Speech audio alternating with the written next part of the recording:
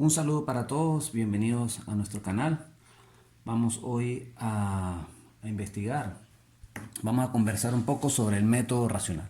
¿De qué se trata el método racional? Método racional relacionado a la hidráulica. ¿Cómo hacemos para determinar el caudal máximo de una cuenca, un sector que nosotros vayamos a evaluar? Entonces el método racional podemos encontrar diferentes libros, diferentes inclusive videos que he visto por aquí en la red.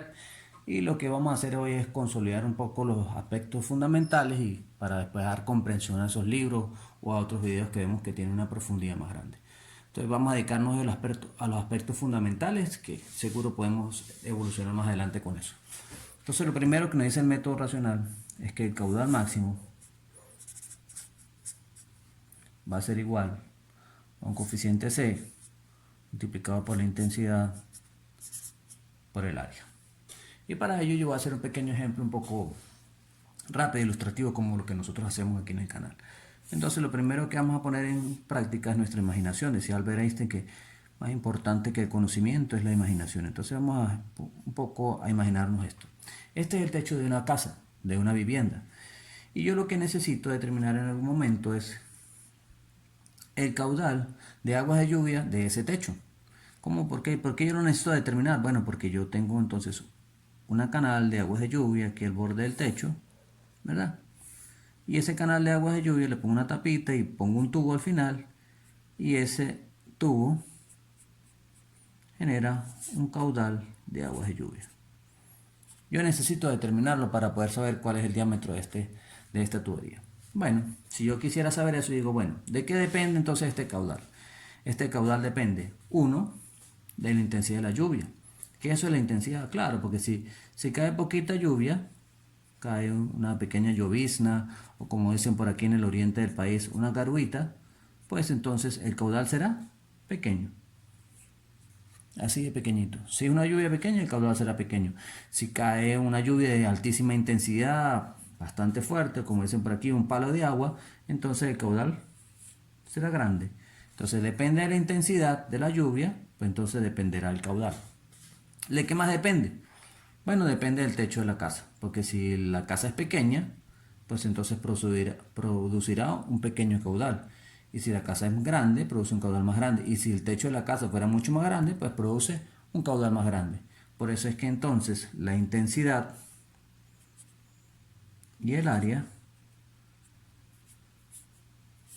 son importantes a la hora de determinar el caudal. Y por eso nosotros los vemos aquí. El caudal va a ser igual a la intensidad por el área. Y están lineales y multiplican, favorecen el caudal que nosotros vamos a determinar.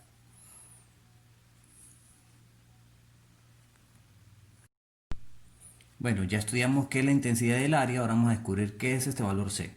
Este valor C tiene que ver una cosa que se llama, conocida como coeficiente de escorrentía.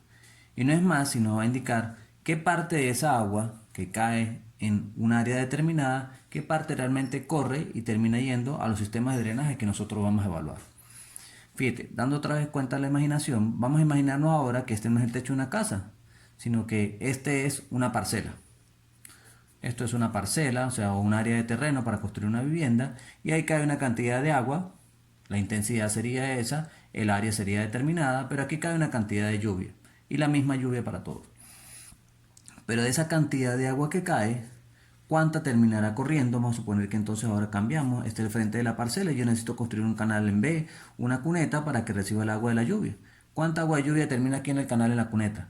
Fíjate, si cae una intensidad, una cantidad de agua que cae sobre el terreno, pero ese terreno está cultivado, está sembrado, tiene plantas, mucha de esa agua caerá y entonces quedará absorbida por el terreno, por las plantas, quedará ahí, digamos, pequeños pocitos que quedan ahí. Entonces podemos decir que de cada litro de agua que cae, un gran porcentaje se queda retenido y apenas una pequeña parte escurrirá por el terreno y terminará hacia la cuneta.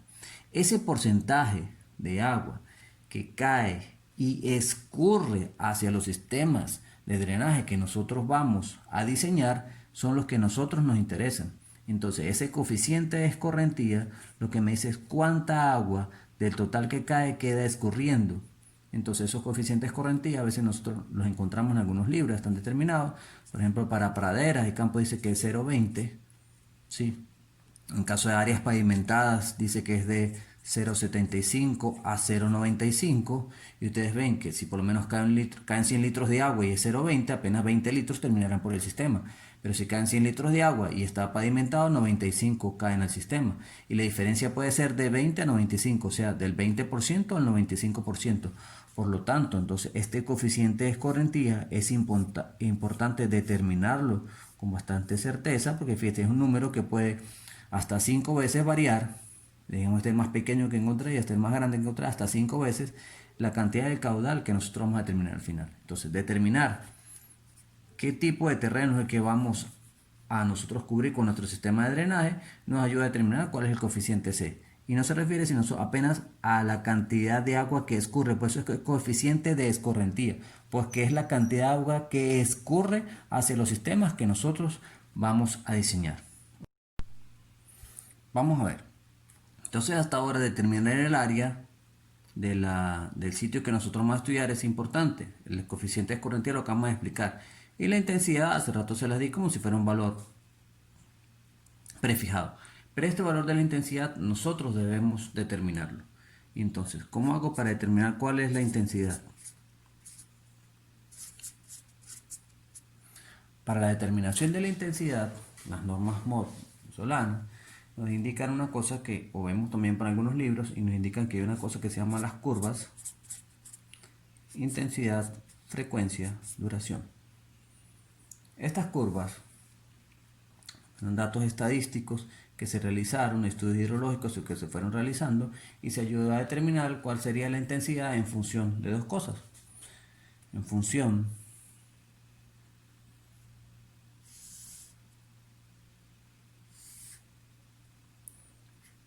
del tiempo,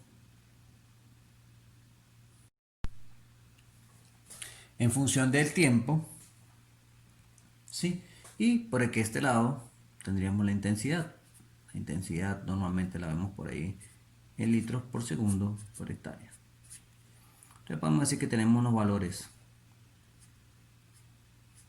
Podemos decir que aquí son 100 litros por segundo, 200 litros, 300 litros, 400 litros por hectárea.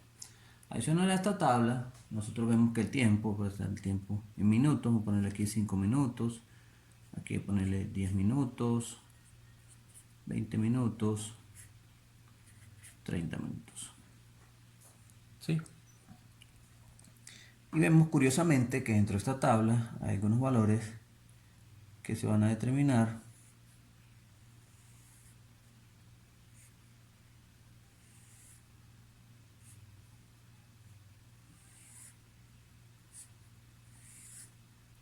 y estos valores tienen que ver con una cosa que se llama la frecuencia. Y esa frecuencia puede estar en periodos de 5 años, 10 años, 15 años, 25 años y hasta 50 años. ¿Qué es eso? Bueno, entonces, ¿cómo se trabaja con estas curvas? Con estas curvas se trabaja de la siguiente manera. Nosotros debemos determinar cuál es el tiempo de duración, enlazarlo con una frecuencia y a través de esa frecuencia nosotros podemos saber cuál será el caudal de diseño de nuestro sistema.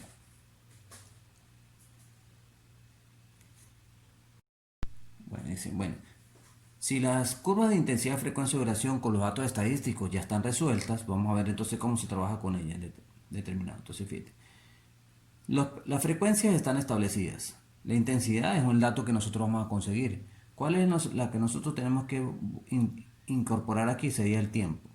¿Qué es el tiempo? Eso se habla a través del tiempo de concentración o el tiempo de duración. En este caso, si nosotros usamos el tiempo de concentración, vamos a decir que es igual al tiempo de duración.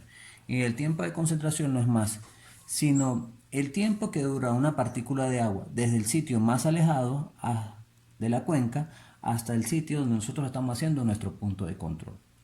Para hacer eso, yo les voy a hacer un pequeño ejemplo. ¿Sí? Entonces, vamos a suponer, ¿cómo se usa esto? Vamos a suponer, yo tengo entonces un centro poblado y lo necesito unir a un caserío que está por aquí, otro centro poblado. Y ese centro poblado están divididos por una quebrada, un riachuelo, y aquí tenemos un grupo de montañas, ¿sí? Aquí tenemos una cordillera, Sí, las montañas, estas son las montañas, aquí tenemos otro grupo de montañas. Sí, yo a través del estudio topográfico podré determinar entonces dónde están ubicadas esas montañas y yo entonces lo que comienzo es, ¿cuál es el punto? El punto a tratar es que yo necesito unir este centro poblado, lo necesito pasar por aquí y aquí en este sitio vamos a construir un paso de agua, un puente, puede ser un canal. A nivel de la hidráulica, ¿cuál es el dato que hace falta? Bueno, ¿de qué tamaño tendría que ser este cauce para que pueda pasar toda esa agua por ahí sin que dañe el puente? Si lo hago muy pequeño, entonces una creciente muy grande rompe el puente. Y si lo hago muy grande, pues no, la idea no es sobre diseñar los elementos tampoco. Entonces, ¿qué es la tarea? La tarea es determinar cuál es la sección de ese puente. ¿Cuál es la sección hidráulica del puente? Ya vendrá el ingeniero en puente, el estructurista y dibujará el puente. Nosotros le vamos a decir es cuánto espacio tiene que dejar. Entonces la primera tarea, la solución de esto que dice que el caudal máximo, aplicando el método racional, va a ser igual al coeficiente de escorrentía por la intensidad por el área.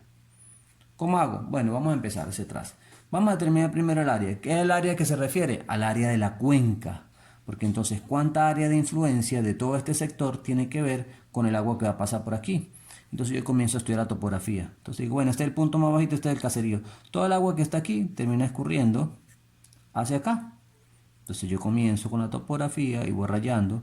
Fíjate, si esto es una montaña, esta agua corre hacia acá. Pero si cae una gota de agua aquí, cae hacia este lado. Aquí habrá otro sistema de drenaje que ahorita no me interesa, otro sistema fluvial, no me interesa el que yo estoy analizando. Por lo tanto, entonces yo puedo ir determinando a través de eso, de la topografía, voy examinando. Aquí igual hay una montaña, yo sé que esta agua cae para allá y esta agua cae para acá. Voy determinando y así yo determino esta área que está ahí. Esta área que está ahí yo la puedo subrayar y entonces sería el perímetro de la cuenca. Y yo sé que toda esta área influye sobre el final cuánta agua va a caer aquí, porque entonces toda esta área escurre hacia el centro de la quebrada, pero esa quebrada termina en el canal que yo estoy calculando. Entonces fíjense, ¿cuál es el área? El área de la cuenca. Entonces establezco cuál es la cuenca en función de la topografía y puedo determinar cuál es su área. Para eso necesitaría datos. Tomo la topografía, tengo un plano, lo puedo medir a escala y en este caso vamos a hacer un ejemplo muy rápido. Yo voy a decir que de aquí hay aproximadamente unos 1200 metros y aproximadamente de este punto a este punto va a decir que hay unos 500 metros. Ok, para hacer algo muy sencillo. Ese no es el punto ahora. Puedo decir que esta cota, este está ubicado en la cota de terreno nivel 50 y que el punto más alto está ubicado en la cota nivel 80. Ok, entonces primero, el área. El área la tengo. El área vamos a decir que es más o menos un triángulo. Siempre ustedes la van a sacar y sacar en el área de la forma polinómica, por coordenadas, por geometría, como ustedes quieran. Este caso vamos a hacerlo muy sencillo. Vamos a suponer que es un triángulo, entonces serían 500 por 1200 entre 2, ¿verdad? Entre 2 y eso da un área aproximada de 300.000 metros, que eso igual, ya pasando a las hectáreas, serían más o menos 30 hectáreas. Ok, ya tenemos un dato. Después dice la intensidad. Vamos a ver, entonces la intensidad si nos vamos otra vez a las curvas. Y en la curva, para yo poder determinar la intensidad, debería saber cuál es el tiempo de concentración. Para saber el tiempo de concentración, recordamos el concepto, que es el tiempo que dura la partícula más alejada, o sea, cuánto es la partícula de agua que está más alejada, en ir recorriendo toda la cuenca y llegar hasta nuestro punto de control. Fíjate, si yo necesito hacer el puente aquí, pues este será el punto de control. Si yo necesito hacer el puente aquí, será el punto de control y la cuenca cambiará. Si lo necesito aquí pegado, pues será el punto de control. En este caso es este. Entonces, ¿cómo hago para determinar? Para determinar el tiempo de concentración, hay una formulita por ahí muy sencilla que nos dice que el tiempo de concentración va a ser igual a 0.0195 multiplicado por la longitud del cubo entre la pendiente y todo esto elevado a la 0.385. ¿Qué son estos datos? A ver, la longitud sería la longitud de la cuenca en plano. O sea que yo aproximadamente lo puedo medir igualmente. En este caso voy a tomar que es el valor de 1200. Entonces yo puedo decir que este sub c va a ser igual a 0.0195 multiplicado por 1200 al cubo entre h. ¿Cuánto sería h? H sería la diferencia de nivel entre el punto más alto y el punto más bajo de la cuenca. Sería 80 en este caso la cota, y en este caso la cota 50, la diferencia de nivel son 30 metros. Esto elevado a la constante, 385, y eso me da un tiempo de concentración, si lo resuelvo, aproximadamente de 18.95 minutos. ¿Qué hago yo con esos 18.95? Entonces fíjese el tiempo que dura la partícula más alejada llegar al punto de control. Me vengo a las tablas de intensidad, frecuencia y duración, busco mi tiempo, 18.95, estaría por aquí. Entonces yo sé que más o menos en esta proyección horizontal yo estoy en el tiempo de 18.95. Y así puedo descubrir una de las partes que sería llegar al tiempo de concentración. Muy bien, establecido el tiempo de concentración, yo debería saber ahora cuál es la intensidad. Pero la intensidad no la tengo porque está aquí, está paralelo al tiempo de concentración. ¿Qué hago? Yo tengo que interceptar el tiempo de concentración con cada una de estas pequeñas curvas que está sobremontada en las curvas de intensidad, frecuencia y duración, que me indican cuál es la frecuencia. Entonces, por eso es que las curvas son intensidad, frecuencia y duración. La duración la tengo resuelta, la intensidad es el valor que voy a hallar, pero ¿qué es la frecuencia? ¿Qué es la frecuencia? La frecuencia son los periodos de retorno que nosotros vamos a tener de las lluvias. ¿Qué quiere decir eso? ¿Cómo hago para explicarlo? Bueno, yo tengo un ejemplo muy sencillo. ¿Te acuerdan hace rato cuando estaba el tiempo aquí que llovía poquito y el caudal era pequeño? O sea que caía una pequeña llovizna, pero si cae un palo de agua muy fuerte, un aguacero mejor dicho, bueno, coloquialmente hablando, o una lluvia de alta intensidad, el caudal es mayor. Entonces, ¿qué es esto? Fíjate, esto es lo siguiente. La frecuencia sería algo como el siguiente. Para explicarlo rápidamente, yo voy a hacer aquí un pequeño grafiquito. Me interesa mucho la capacidad de imaginación que ustedes tienen, que siempre es importante cuando estamos explicando estos temas. Vamos a suponer un año, yo le voy a decir que tengo un año y comienza en enero a diciembre. Entonces yo le voy a decir lo siguiente, a ver, ¿qué posibilidades hay de que caiga una pequeña llovizna en un año, desde el tiempo de enero a diciembre? Y si bueno, las posibilidades de que caiga una llovizna de enero a diciembre, más o menos en todas las partes de Latinoamérica, inclusive en el mundo, vamos a decir que son altas. Una llovizna, una lluvia de pequeña intensidad. Bueno, vamos a suponer que cae como 10 veces al año. Okay. Y una lluvia de mayor intensidad, así que diga que no, que se suspendieron las clases o que se paró más o menos algunos, se inundaron algunas calles, algunas cosas, bueno, cae unas 2 veces al año. Y la posibilidad de que en un año ocurra un palo de agua muy fuerte, una intensidad de agua bastante fuerte que tiene que, se inundaron quebradas, ríos y todas las cosas, bueno, una vez al año, inclusive si es muy fuerte que se haya inundado, hay sitios que se hayan completamente colapsado y todas las cosas, menos de una vez al año. Entonces, ¿qué quiere decir? Que las lluvias de poca precipitación son más frecuentes, menos frecuentes y esporádicas. O sea que igual hay periodos de retorno de las lluvias. ¿Qué quiere decir eso cuando nos vamos a la intensidad? Fíjate, que las lluvias de baja intensidad son más frecuentes, o sea que se repiten más o menos cada 5 años. Aunque fíjate, si unas lloviznas se repiten muchas veces en un año, imagínense un periodo de 5 años, sería unas lluvias que son más o menos considerables, pero a nivel hidráulica son consideradas como de baja intensidad. Más que una lluvia que se repitan cada 10 años. Imagínense una lluvia que solamente tiene la intensidad de ocurrencia cada 25 años. A veces uno escucha a los abuelos de uno, no, eso pasó en el año 1930, yo estaba ahí y vino un palo de agua tan fuerte que se llevó a la iglesia y la torre de la iglesia y tal. Bueno, esos son periodos de retorno que son de los abuelos de uno que tienen más o menos 50, 30 años. Entonces uno ve que a medida que los periodos de retorno son más grandes, pues entonces en esa medida los caudales son más grandes y nuestros diseños son más grandes. ¿Qué recomiendan? Vamos a hacer un ejemplo aquí, por ejemplo, las normas MOP, que son viejas, pero digamos no por ser viejas son desactualizadas realmente, nos hace unas recomendaciones, nos indica que por lo menos para, si va a hacer el cálculo hidráulico de algunos sitios residenciales, usen los periodos de diseño entre 2 a 5 años de retorno, que si va a ser unos centros comerciales, áreas de concentración de población, edificios, estas cosas, use unos periodos de entre 5 a 15 años. Y si yo voy a hacer cursos de agua, ríos, canalizaciones, como en este caso, use unos periodos de diseño de 50 años. Si ustedes pueden estudiar algunos sobre los periodos de diseño, yo lo que les trato de decir en este video es cómo se usa. Y entonces vamos a decir que si vamos a continuar con nuestro ejemplo, que si en un cauce de agua importante va a conectar dos caseríos, dos colectividades, vamos a usar un periodo de retorno de frecuencia de 50 años. Entonces, ¿qué hago yo? Subo con el tiempo que voy a determinar hace rato, que eran 18, voy donde intersecta con la curva de 50 años y me la traigo y encuentro la intensidad, y la intensidad en este caso serían unos 420. O sea que tendría una intensidad de 420 litros por segundo por hectárea. Y de esta manera yo determino cuál es la intensidad y así le doy uso a la curva. Recuerden, determinan el tiempo, determinan cuál es la frecuencia de trabajo. Según algunas recomendaciones, les recomiendo que lean algunas literaturas sobre el tema y vean algunos videos y que generen un concepto, un criterio importante sobre qué es esto de el periodo de retorno. Sí, de esta manera entonces yo puedo encontrar la intensidad, que es lo que estamos buscando.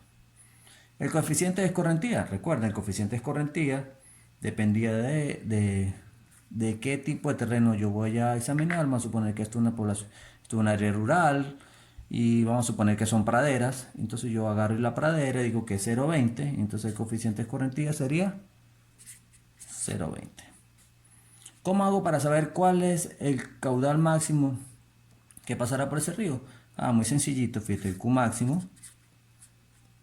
ahora va a ser igual al coeficiente escorrentía, que son 0,20, por la intensidad, que son 400 LPS por hectárea, y por el área, que son 30 hectáreas. ¿Sí?